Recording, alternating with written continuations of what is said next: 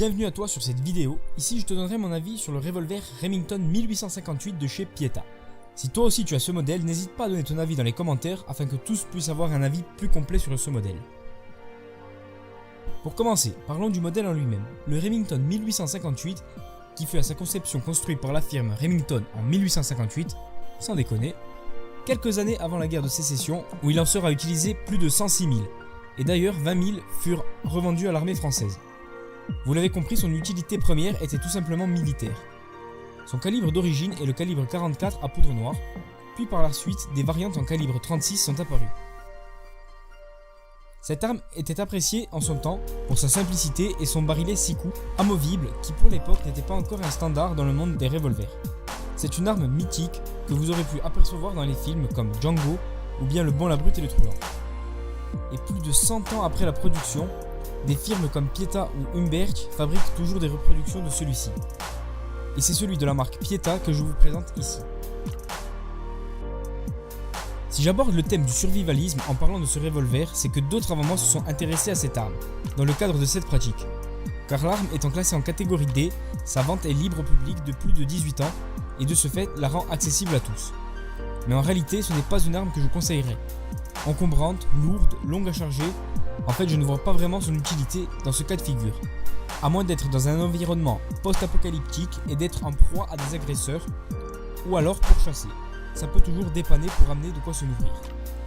À notre époque, sa principale utilité est le tir récréatif ou bien de concours. La longueur, le poids et la munition en font un excellent outil de précision, et c'est pourquoi on le retrouve souvent dans les meilleures positions de concours. A noter que les répliques de chez Humbert semblent plus précises du fait d'une meilleure finition. Ceci d'après les retours d'expérience que j'ai pu lire sur les forums. De plus, sa facilité d'accès, puisqu'en catégorie B, et le fait que ces munitions ne disposent pas de douilles métalliques en font pour le tireur néophyte un excellent moyen de se lancer dans la pratique du tir sportif et à comprendre l'impact des munitions sur l'arme, selon la charge de poudre ou bien l'ogive. L'arme qui vous est présentée ici a déjà plusieurs années au compteur et tourne bien.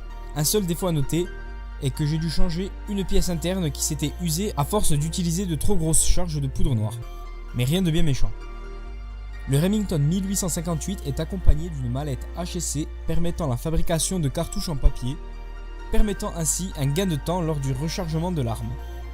Quelques pointes d'oxydation sont présentes sur le barillet car la poudre noire est très corrosive et si l'arme n'est pas nettoyée après chaque utilisation, l'oxydation peut très vite prendre le dessus. J'ai réalisé une vidéo de nettoyage ainsi qu'une autre de tir sur ma chaîne si cela peut en intéresser certains. En conclusion, le Remington 1858 reste une très bonne arme, même 150 ans après sa conception, simple, précis, accessible, le tout pour un prix abordable, compté entre 200 et 400 € selon les variantes. Cette arme conviendra aux néophytes tout comme aux tireurs les plus expérimentés, tout en passant par la case des tireurs de western.